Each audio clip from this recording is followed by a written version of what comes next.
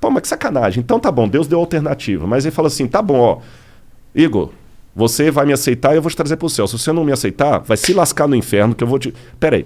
Então que Deus é esse? Parece aquele namorado possessivo. Sim. Ou namora comigo, ou então vou te matar. Não é assim.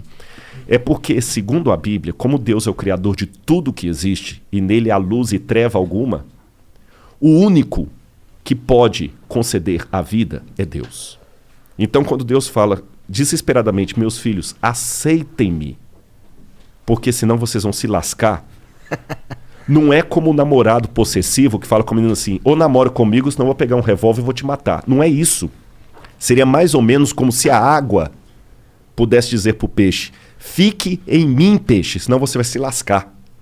Quando a água fala assim, não é porque a água é possessiva. Eu estou usando uma onomatopeia aqui, né? Uhum. Não é porque a água é possessiva, não é porque a água é namorada. É porque não dá para viver fora. É porque não dá para viver fora. Então, quando Deus apela, filhos, vivam em mim, porque senão vocês vão se lascar, é porque Ele nos ama. Eu não estou aqui para pregar, não é púlpito, mas isso faz parte da minha essência. Por isso que, para mim, um menininho me cumprimentando aqui do lado, cara, não é só eu simplesmente falar assim, pô, que legal, eu sou famoso. Não. O assunto que eu falo é arqueologia.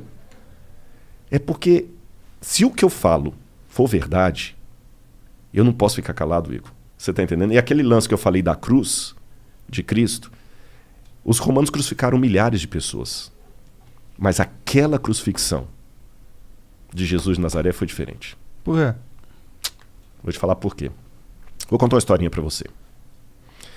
Um rei, vou responder igual Jesus. Jesus contava uma história quando o pessoal perguntava. Um rei uma vez deu uma regra no reino dele. Ninguém pode roubar. Se alguém roubar, eu vou mandar arrancar os 2 olhos. Cara, funcionou, ninguém roubava. Você podia dormir com a porta aberta, o cara das trancas nem vendia tranca. Delegacia só quando era uma briga, assim. Até que um dia chegaram pro rei e falaram assim, majestade, nós pegamos um rapaz roubando aqui, a sua lei fala que tem que ter os 2 olhos arrancados. Ele falou, tudo bem, só que tem um problema, é o seu filho. É o príncipe. E aí? Vocês têm filhos? Tenho. Eu não tenho. O que você faria, monarca? Você é o rei. Se eu sou o rei, eu mando arrancar os olhos. E você, Igor? Bom, se eu sou o rei, se eu sou o Igor, eu ia apoiar. Não, minha filha não, irmão. Todo respeito aí. Eu perguntei de propósito. Mas se eu sou o rei... Você é o rei, Igor. E pai da sua filha ao mesmo tempo. Então, é que se eu sou o rei, eu preciso mandar arrancar os olhos, né? Você arrancaria mesmo da sua filha? Pensa nela agora. Cara, olha, se a gente quiser entrar nessa, eu forjaria a morte, eu executaria de mentira, exilaria a minha filha pra algum lugar, porque aí eu consigo manter o rei que pune quando alguém rouba e consigo salvar a vida da minha filha, só que eu não consigo manter ela perto de mim. Uhum. E teria uma coisa também. Você nunca ia poder olhar nos olhos da sua filha e falar, você tem um pai honesto. Verdade. Ah, mas por isso eu falaria. É porque o negócio do rei, de você não... É porque é um mau exemplo. Porque aí você abre a permissão, entendeu? E aí você vai ter Se eu sou o rei, manda lá pro STF, lá no Brasil, lá. Mas nem entra nisso porque eu não quero que o Flow tenha problemas. Nem eu. Bom, mas eu também não seria um rei que ia colocar roubo com perda de olho, né? Funcionou. Ninguém roubava. Ah, mas funcionou porque é uma pena muito punitiva. Mas poderia ser uma pena não tanto punitiva que também funcionaria, talvez, né? Posso dar a solução bíblica para responder a pergunta dele? Por quê? Esse rei falou o seguinte, palavra de rei não volta atrás. E ele tinha um dilema, porque se ele mandasse arrancar os olhos do filho, o pessoal falou assim, pô, esse cara não tem misericórdia nem do filho, quanto mais da gente. É uma mensagem bem forte. Bem forte. Se ele poupasse o filho, o pessoal também fala assim, pô, se fosse o filho da faxineira, sabe o que ele fez? Ele falou o seguinte, como rei eu não posso voltar a palavra atrás. Mas como pai que ama, eu não tenho filho, tá, monarca? O Igor vai entender, o Igor tem mais autoridade para falar isso, que ele tem uma filha, eu não tenho. Tem 2. Tem 2. Como pai, eu também não posso negar a salvação para o meu filho que errou, mas está arrependido. São 2 olhos que a lei quer, são 2 olhos que a lei terá. Podem arrancar os meus olhos e deixa o meu filho. Quando o mal surgiu no universo, o mal existia... Tem um lance em filosofia que eu não quero... Vou tentar mastigar para ficar mais fácil. Vocês ouviram o Pondé aqui, com muito mais propriedade do que eu, que chama-se metafísica. Foi a matéria mais difícil que eu estudei em filosofia. Metafísica é a doutrina do ser. Tudo que existe existe primeiro em potência, depois em ato. Eu não tenho filho, nem o Monark. Nossos filhos existem em potência. As suas filhas existem em ato. É potência mesmo, né, Monark? Não tem ninguém... É potência. É potência, mas pode ficar tranquilo. Não tem nenhuma certidão para ser reclamado, não. Nenhum DNA, não, brincadeira. Então, os nossos filhos aqui existem em potência, porque eu posso ser pai, ele também pode. As suas não existem em potência, elas existem em ato, que elas já existem. A minha filha não tem como ser estuprada, como ganhar um prêmio, como passar no vestibular, como pagar um seguro de saúde para ela. As suas têm, para ganhar tanto coisas boas quanto ruins. O mal, como potência, passou a existir no universo a partir do momento em que Deus não obrigou nenhum filho a ser fiel a ele.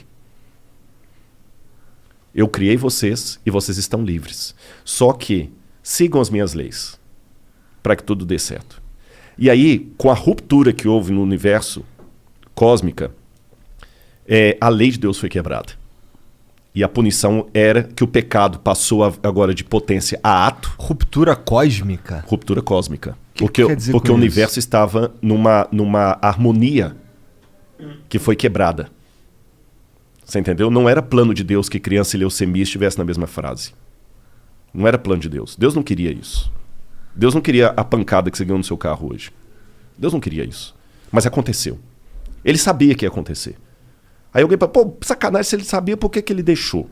Aí que vem o Lúcifer, o vulgo Lúcifer, né? Que Lutíferos, que é um nome que vem do latim, que não está na Bíblia, como eu falei.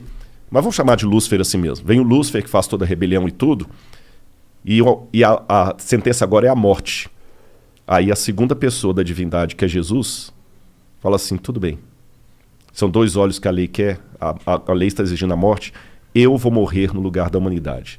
Então, na crença bíblica tradicional, o fato de Cristo morrer na cruz do Calvário, que não foi apenas um carinha que rebelou contra Roma, ele morreu a morte redentora. Por isso a gente chama de Cristo Redentor. Ele morreu no lugar do pecador.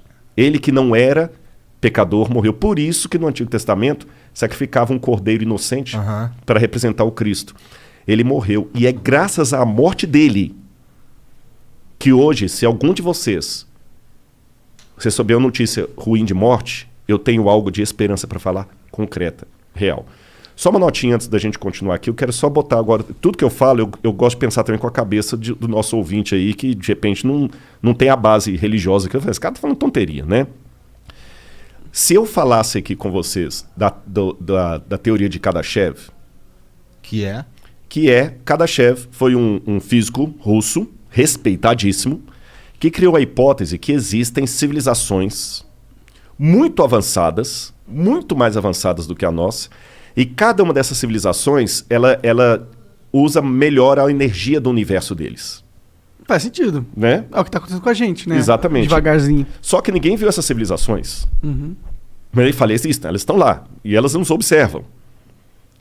Kardashev... Segundo a teoria do Kardashev. De que ano que ele viveu?